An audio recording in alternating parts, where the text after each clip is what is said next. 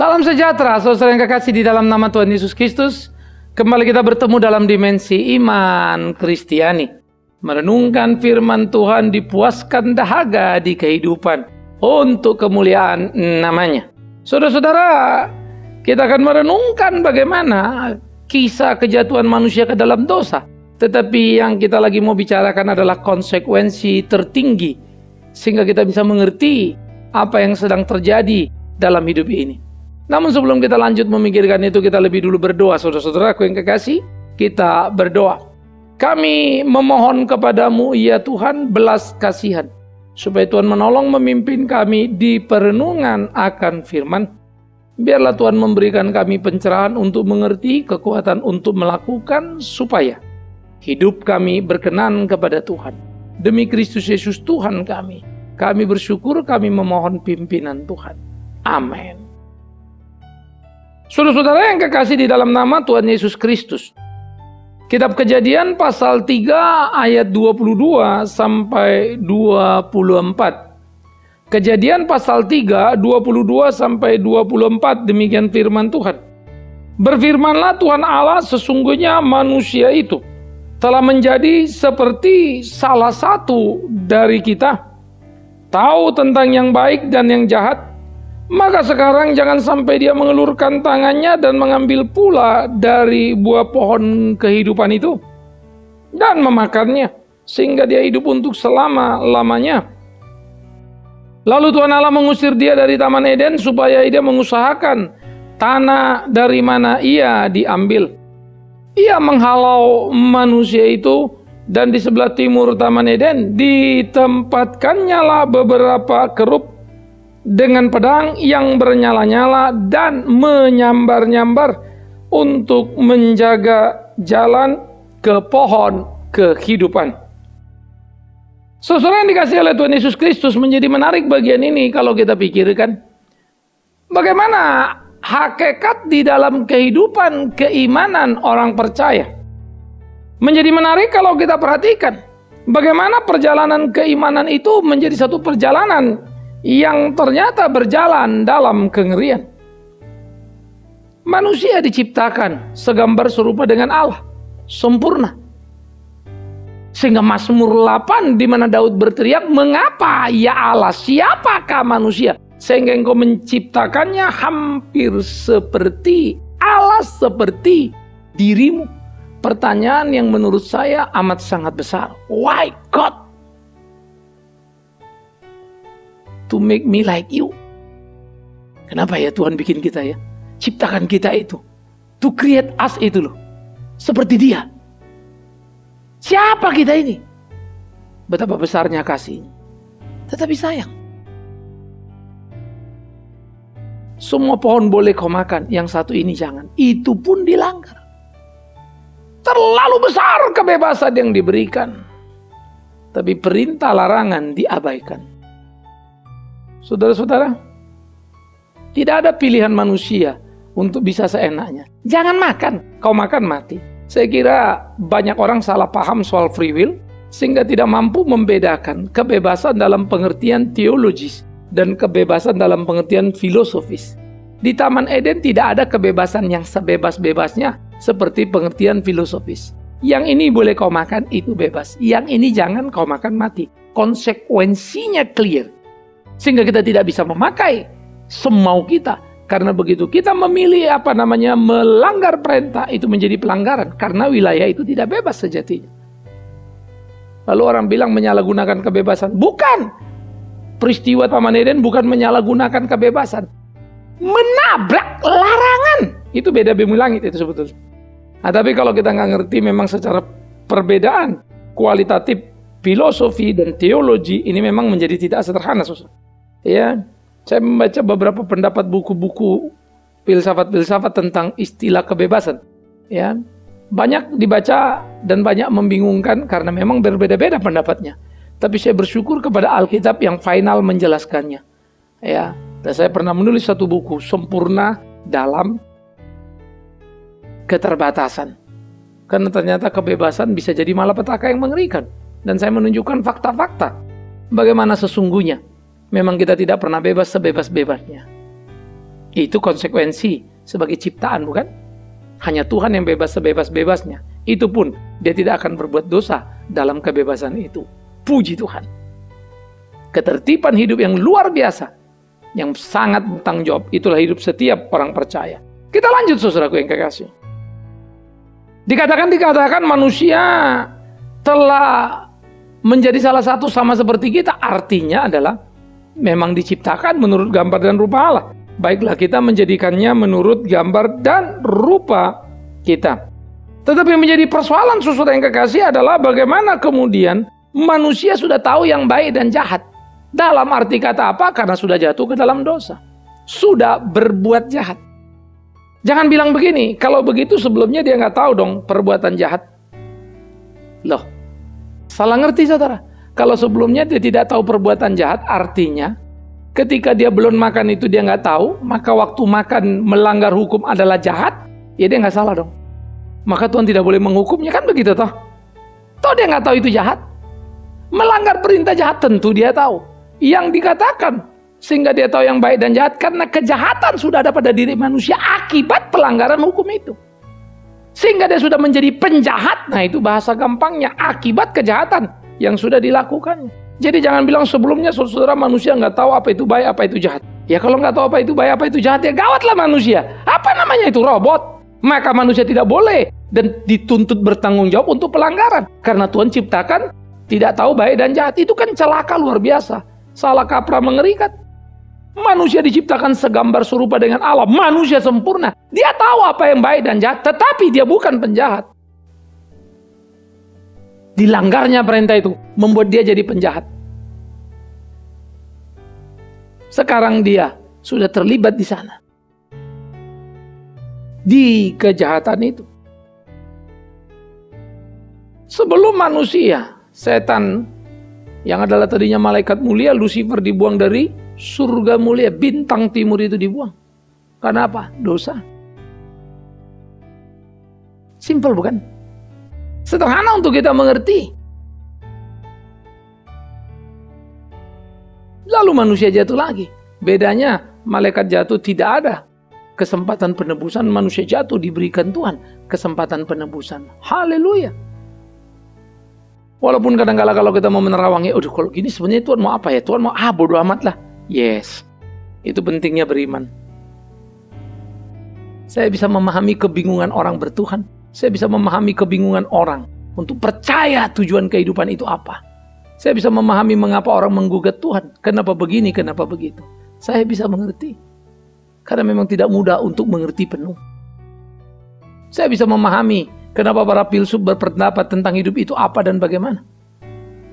Saya bisa mengerti kenapa para psikolog yang ahli-ahli itu berbicara tentang perilaku manusia.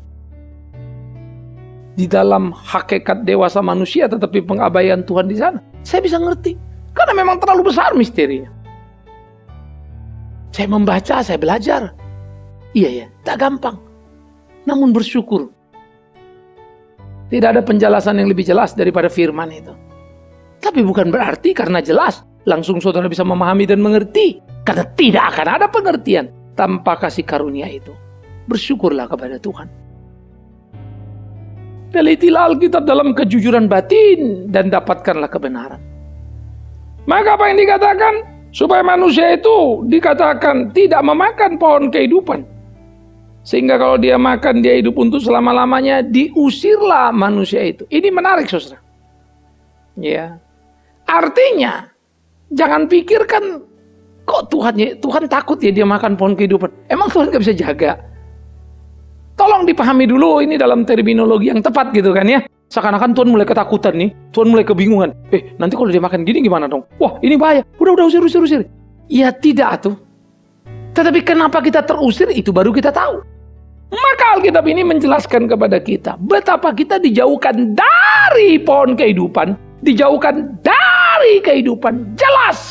Jangan makan pohon itu. Kau makan, mati. Maka mati manusia, dipisahkan dan tidak boleh dekat dengan kehidupan pohon itu.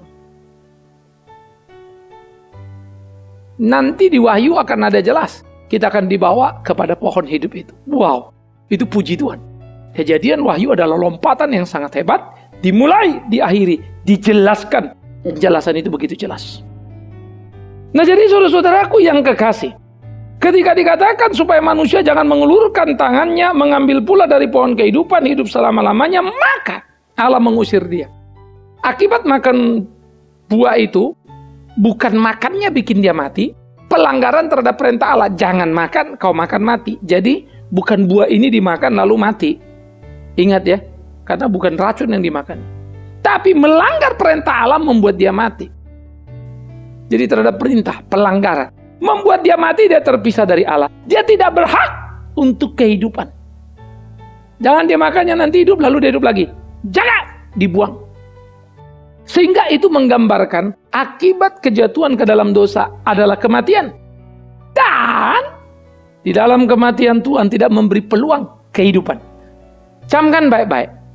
Akibat jatuh dalam dosa, manusia jatuh dalam dosa adalah kematian. Dan di dalam kematian Tuhan tidak memberi peluang kehidupan. Karena itu, arah ke pohon kehidupan itu dijaga, bukan? Jadi tidak ada peluang hidup yang diberikan. Artinya manusia memang tidak punya peluang untuk hidup. Manusia coba beragama, membangun menara Babel. Agama mestinya tidak kacau, tapi hasilnya adalah kekacauan. Karena manusia akhirnya kacau balau, bahasanya satu dengan lain tidak saling mengerti. Itu menara Babel. Kita diajak, kita belajar, kita melihat, dan kita kaget. Bagaimana Tuhan menjaga segala sesuatu. Bagaimana rancang bangun Tuhan itu begitu hebatnya. Bagaimana semua itu bergerak begitu sengitnya. Bagaimana manusia gagal di dalam kehidupannya. Bagaimana segala sesuatu bergerak dalam kesalahan yang luar biasa. Menara Babel menunjukkan manusia tidak belajar. Padahal sebelum menara Babel, Tuhan pernah memusnahkan manusia pada peristiwa Nuh. Sesudah Bapak Belur coba-coba mau cari, ayo bangun menara yuk, mau ke arah Allah sana. Tampaknya sepertinya niatnya baik ya, mau cari Tuhan. Dia pikir dia bisa, dia pongah. Tidak mungkin manusia bisa cari Tuhan. Tuhan cari manusia. Manusia mencari dengan kekuatan dirinya, dan dia pikir Tuhan objek yang bisa digapainya. Salah. Nah, ini yang jadi penting. Karena itu peristiwa kejadian yang diikuti oleh pasal-pasal berikutnya. Kisah bagaimana pembantaian terhadap seluruh dunia di zaman Nuh dengan air bah. Lalu usaha manusia pada pasal berikutnya dengan menara Babel. Kekacauan yang terjadi. Maka makin jelaslah penjelasan pasal 3. Kejatuhan telah mengakibatkan kekacauan. Manusia tidak punya relasi lagi satu dengan lainnya. Kacau, terpecah. Yang dulu dibuat menjadi satu. Tidak baik manusia seorang diri, dua jadi satu. Sehingga simbol Adam Hawa di dalam pernikahan dua jadi satu. Simbol manusia yang mestinya satu. Seluruhnya tetapi celaka. Dosa sudah merusak semua. Karena itu kita selalu mengalami kesulitan untuk memahami seutuhnya manusia, budaya, sosiologi, dan segala macam psikologi. Menjadi tidak sederhana. Kita punya ilmu, tapi tidak ada yang kemudian benar 100%, bukan? Sekalipun memang banyak orang beriman dalam tanda petik, sangat beriman, ilmu itu benar. Nah, itu lain lagi urusannya. Tapi kita kembali. Manusia jatuh dalam dosa. Ditutup peluangnya dari pohon kehidupan. Jadi jatuh dalam dosa akibatnya apa? Mati. Jatuh dalam dosa akibatnya apa? Dipisahkan dari Allah. Terpisah dari Allah. Itu istilah lain daripada mati. Terpisah dari Allah apa? Dari pohon kehidupan. Mau ke pohon kehidupan? Tidak bisa lagi. Kenapa? Karena pohon kehidupan itu dikatakan ya bahwa Tuhan mengusir manusia dari Taman Eden, ya, supaya dia mengusahakan tanah dari mana dia diambil, lalu menghalau manusia itu ke sebelah timur Taman Eden, ditempatkannya beberapa kerub dengan pedang yang bernyala-nyala, menyambar-nyambar menjaga pohon kehidupan, sehingga manusia tidak bisa ke pohon kehidupan dan manusia hidup terpisah dari Allah. Itulah kematian. Mati, yes. Ada dua aspek menarik, saudara. Yang pertama, ada orang bilang mati. Enggak mati si Adam, cuma mati dalam dosa. Saya pikir itu separuh benar. Padahal kebenaran kan nggak separuh ya. Lalu jadi maksudnya apa, Pak? Adam itu mati, jasmani, rohani, dua-dua. Bukan cuma rohani toh. rohani dia terpisah dari Allah, jasmani dia mengalami kematian. Sejatinya manusia sebelum jatuh dalam dosa kekal, tidak mati. Jatuh dalam dosa jadi mati. Adam umur 1000. Nanti zaman Nuh sendiri lebih dari 120.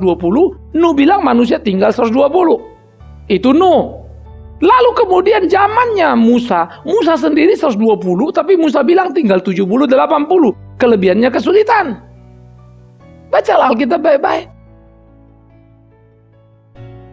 Ada manusia sekarang berjuang katanya dengan iman hidup benar. Kita bisa umur 120.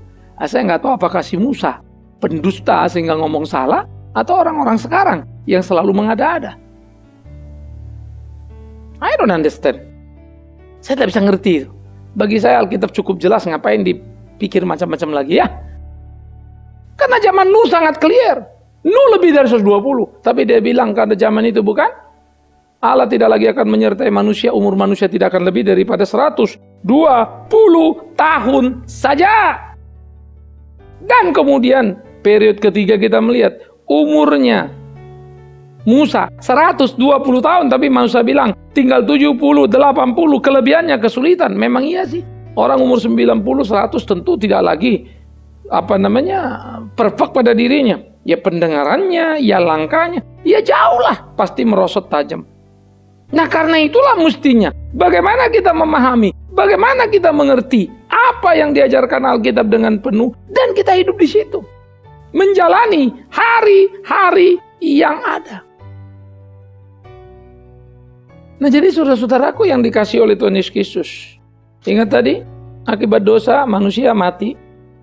Rohaninya yes, jasmaninya yes. Sejatinya manusia kalau tidak jatuh dalam dosa, hidup kekal. Kedua tadi, mati jasmani maupun rohani, rohani maupun jasmani. Jasmani itu berproses. Dimakan waktu umur manusia. Sebelumnya tidak dimakan waktu. Dan yang kedua, manusia yang disebut mati itu terpisah dari Allah, terpisah dari pohon kehidupan. Tidak bisa ke pohon kehidupan. Pohon kehidupan dijaga. Sehingga tidak ada harapan hidup. Karena harapan hidup, pohon hidup dijaga, nggak bisa dicapai. Saudara-saudara, kalau kita nonton film-film ya, khususnya film-film silat, itu menceritakan kan, wah pendekar ini ada kena ini. Wah, obatnya adalah melati putih dari gunung apa begitu ya. Mungkin gunung yang paling tinggi. Ini melatiannya tumbuh ya. Satu, ada di puncak gunung hanya pada bulan ini, ambilnya pada waktu ini. Tapi di sekitar pohon itu ada ular-ular yang mengerikan, binatang-binatang berbisa. Tidak ada orang yang bisa sampai ke sana. Lalu kalau film itu kan diceritakan ya, bagaimana perjuangan kemudian orang yang mencintai pendekar dan bisa ambil itu, lalu makan dan selamat, ya kira-kira begitulah. Ya, nah di cerita Yunani kuno juga banyak. Entah itu bentuknya pedang, entah bentuknya apa kan gitu ya. Sehingga saudara-saudara yang kekasih, dalam kisah-kisah cerita itu, baik pedang, baik apa sebagai alat satu-satunya penyelamat, itu dikejar, dicari dengan usaha yang sangat mengerikan. Tetapi manusia bikin film, ya tentu manusia jagoannya lah ya. Jadi berhasil selalu kan begitu.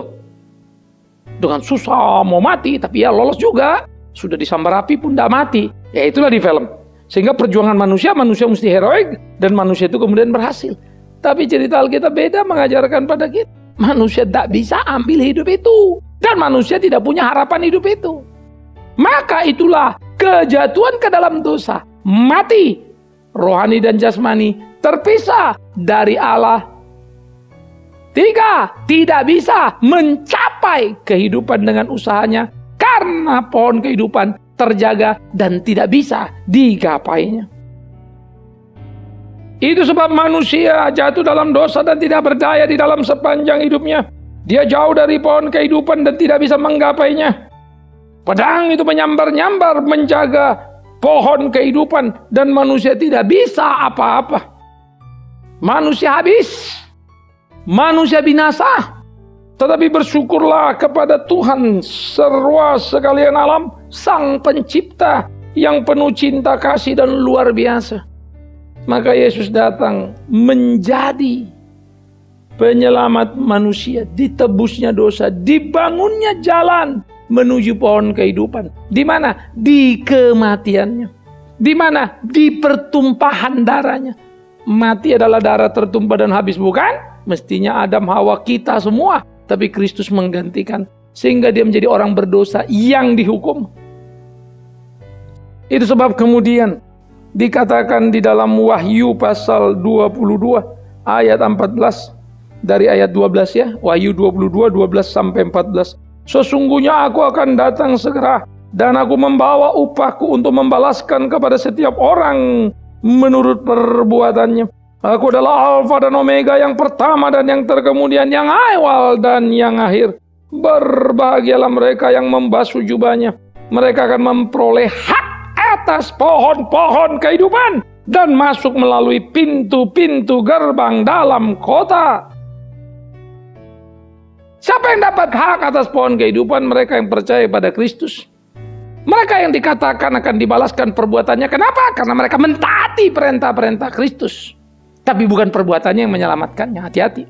Tapi yang diselamatkan pasti melakukannya. Saya suka Alkitab. Tidak setiap orang menyebut namaku Tuhan, Tuhan masuk surga, tapi yang melakukan kehendak Bapakku. Barang siapa berseru kepada Tuhan dan percaya, pasti taat pada perintahnya. Adam percaya pada Allah, percaya dong. Tapi apa yang dilakukannya? Dilanggarnya perintahnya, mati. Engkau bilang engkau percaya pada Allah, setan pun percaya. Jangankan manusia. Persoalannya, setan percaya, gemetar mendengar suara Allah, tapi tidak pernah hidup benar. Manusia lebih parah. Percaya tapi tidak pernah gemetar. Bikin dosa pula lagi. Itu mengerikannya. Hidup kita mau apa? Yuk ngerti Alkitab baik-baik. Indah ya. Maka dari Kejadian melompat ke Wahyu. Itu closingnya. Jadi pertama jatuh dalam dosa, di closing pasal 22 penutupan Wahyu. Bagaimana kita akan dibawa ke pohon kehidupan yang dijaga dengan pedang yang menyala-nyala, yang tak mungkin kita gapai, tapi Kristus membukanya. Pintu-pintu gerbang yang mengarah ke sana, artinya yang tertutup dibukakan. Oleh siapa? Kristus. Dialah jalan, dialah pintu.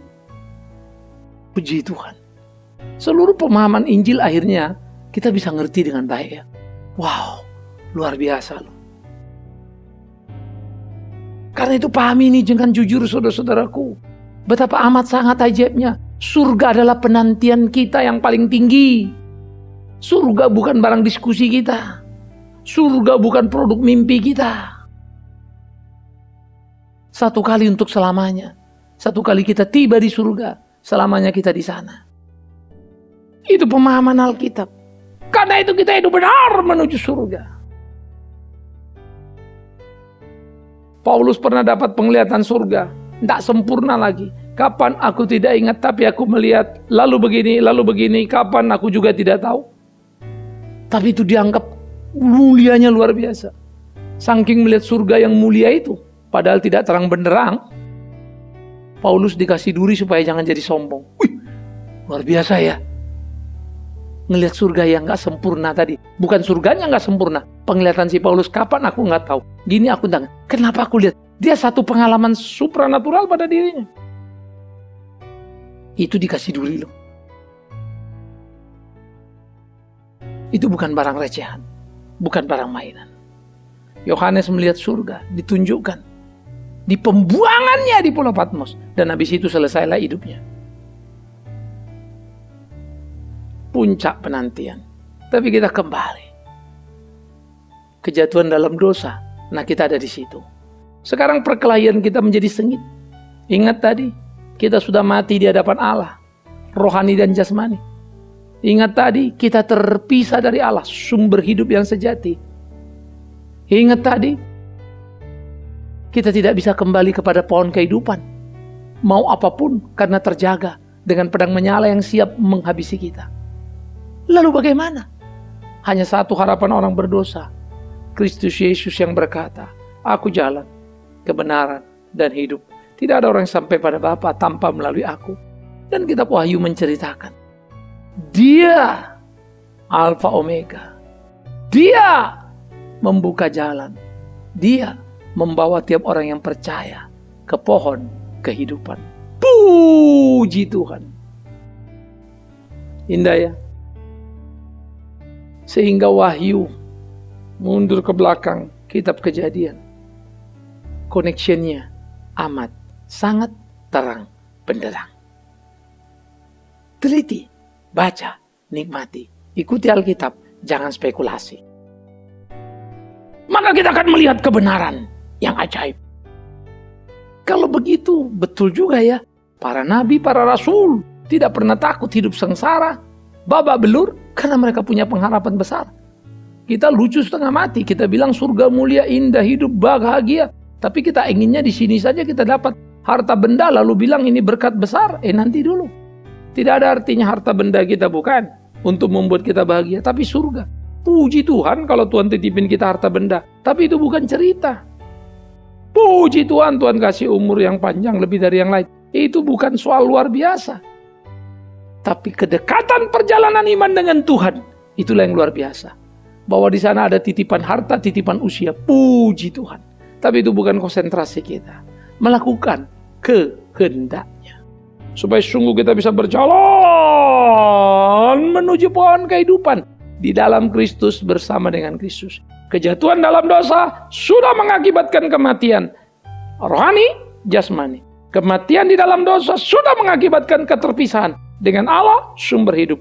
Kejatuhan ke dalam dosa telah mengakibatkan pohon kehidupan ditutup dari jalan manusia, dan manusia tidak pernah bisa kembali ke sana, sehingga tetap di dalam kematian. Itu dosa. Banyak aspek lain menceritakan, seperti Roma 3, Paulus berkata, yang juga dikutipnya dari Mazmur. Semua berdosa, tidak ada yang mencari Allah, seorang pun yang tidak ada yang benar, tidak ada yang baik, tidak ada yang memuliakan Dia. Jalan manusia berdosa itu hanya jalan sumpah serapah, di mana-mana berceceran darah dan nyawa. Kengerian ada di sana. Karena itu saudaraku, kita yang percaya dan mau mengikut Dia, ayo kita lakukan kehendaknya. Karena itulah kalau kita jatuh dalam dosa, di Injil dikatakan kalau Tuhan sudah datang, dosamu sudah diampuni, Dia katakan pada tiap orang begitu ya. Tak habis nolong orang ini dari apa, dari mana. Kalimat berikut yang menarik, jangan berbuat dosa lagi. Orang yang sudah ditebus dosanya bisa tidak berbuat dosa. Orang berdosa tidak bisa tidak berdosa. Semuanya bikin dosa. Mau cari Tuhan pun bikin dosa. Karena dia cari Tuhan yang bukan Tuhan. Tetapi orang yang sudah ditebus menemukan. Itu sebab dikatakan, hanya kasih karunia boleh membawa kita mengenal sang kebenaran. Manusia pada dirinya tidak punya kemampuan. Terpuji-pujilah Tuhan, sumber kehidupan. Dan kalau kau di sana, setia dan jangan kemana-mana. Berjalan bersama dengan Dia. Tuhan memberkati kita. Amin. Kita berdoa. Kami bersyukur, kami berterima kasih ya Tuhan, untuk cinta kasih-Mu, untuk penebusan-Mu, kesadaran akan keberdosaan yang Kau ajarkan lewat kebenaran firman, dan kekuatan untuk hidup benar yang Kau berikan sebagai upah penebusan. Mampukan kami mentaati perintah-Mu, belajar dari kejatuhan supaya tak terulang lagi. Demi Kristus kami berdoa. Amin. Saudaraku, usai sudah pertemuan kita sampai di sini di dalam program Dimensi Iman Kristiani, terus berjalan dalam kebenaran. Doakan program kita, ambil bagian yang bisa kita kerjakan. Biarlah segala sesuatu kembali hanya untuk kemuliaan bagi namanya. Shalom.